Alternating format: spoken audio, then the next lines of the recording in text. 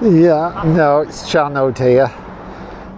And we're going to follow Folbarn Road, which will take us almost the whole of the way into Rossendale for now, because the railway eventually will merge with the road. The new Bockholt Way actually runs along the course of the railway, so we're going to find another route, Folbarn Road, which is on the opposite side of the river. So as you can see, the river disappears into a tunnel for a short distance to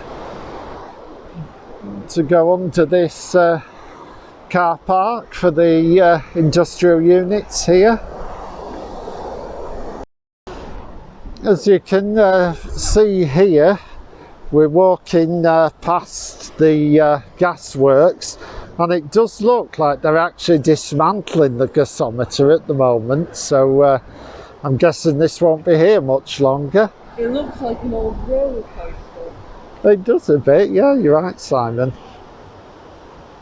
Now, I don't know if the gasworks needed to use water power at all, but there is the remains of an old sluice gate just down there, so I guess they must have found some use for it.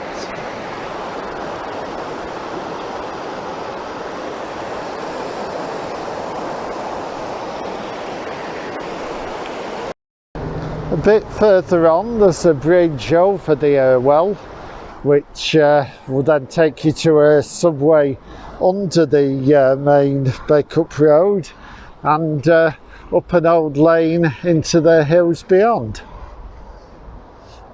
And here the river goes underneath Bockholt Way. I imagine that the original railway structure was completely demolished, because that looks like a new concrete bridge, although perhaps underneath there's something that remains of the railway bridge. But yeah, at this point the river crosses over to the other side of Bockholt Way, and you can see Hull Hay Mill in the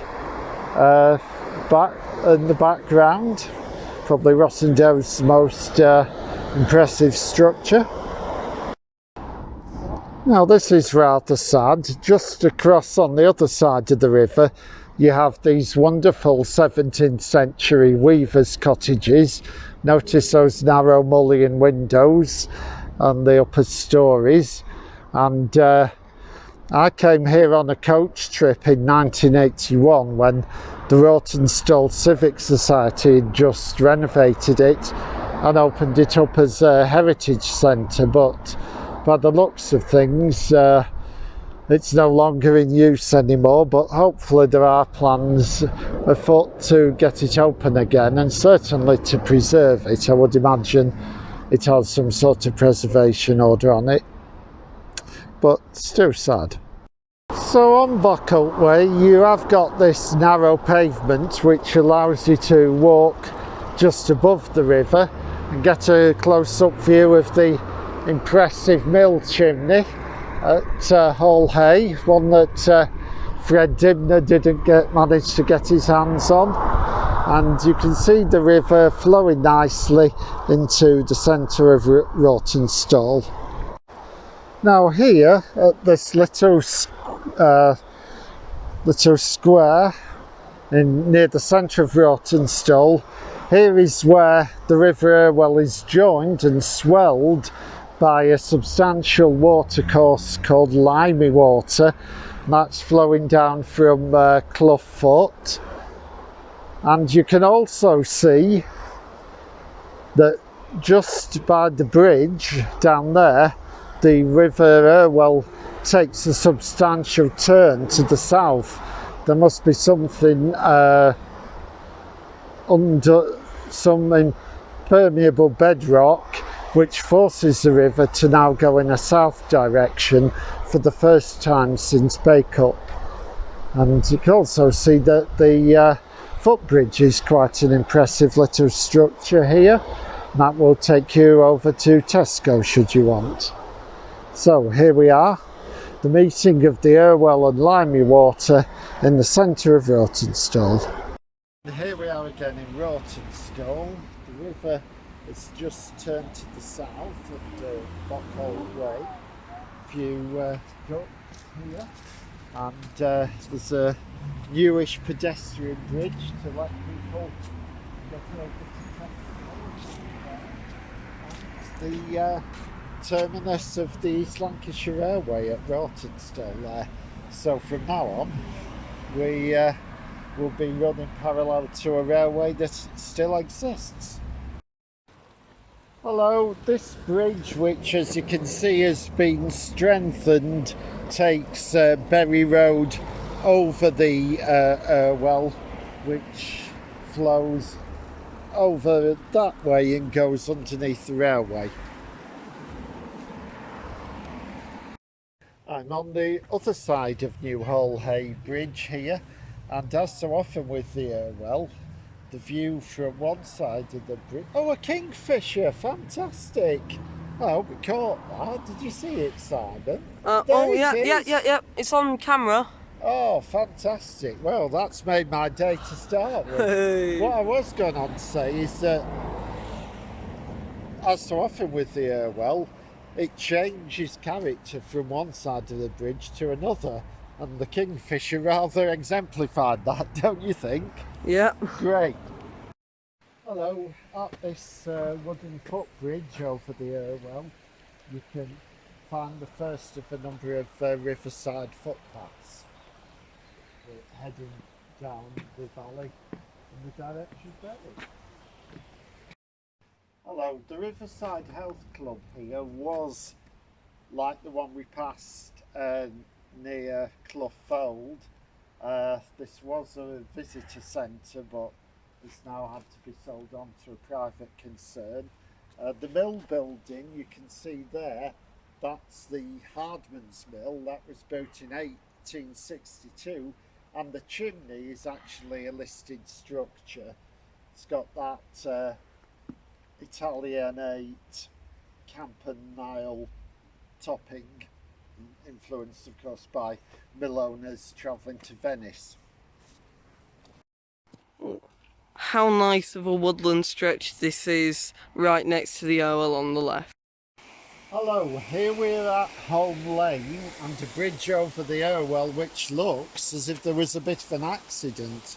I don't know if a car took the plunge into the Irwell here, but yeah, it's obviously needed some sort of repair.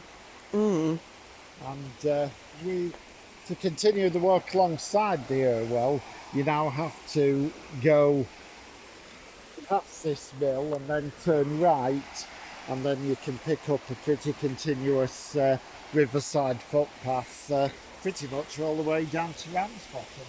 Oh, and by the way, it is still continuing the trend. One view, which is on this side, is very different to the one on this side. Yeah, apart from that ugly kite, that's horrible. Oh yeah. So, to get to the River Irwell, you can follow this. Probably the biggest public footpath sign in the world. I've never seen one quite that large. Have you, Simon? No. Oh. See if we can get the train. Do the train go. It's still able to see it. That go.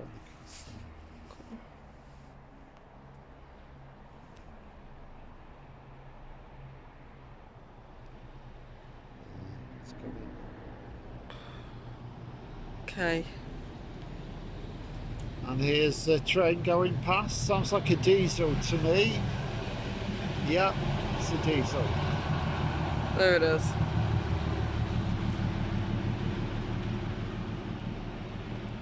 If you're wondering why this clip was so long, it's because we only just heard it. Yep. Hi, and just as you round the corner, you come back to the Irwell, and we follow it now on this path all the way down to Ewoode Bridge. Very nice. Right, so here we come to the site of what's actually a pretty well made flood defence. Because that area there is all banked now. doesn't look particularly nice. You have the A56 over there, which adds an element of noise to it. Oh yeah, also Peel Towers there. There's rocks along here making it slightly more scenic, but the view around there just looks more like what you'd see on a canal.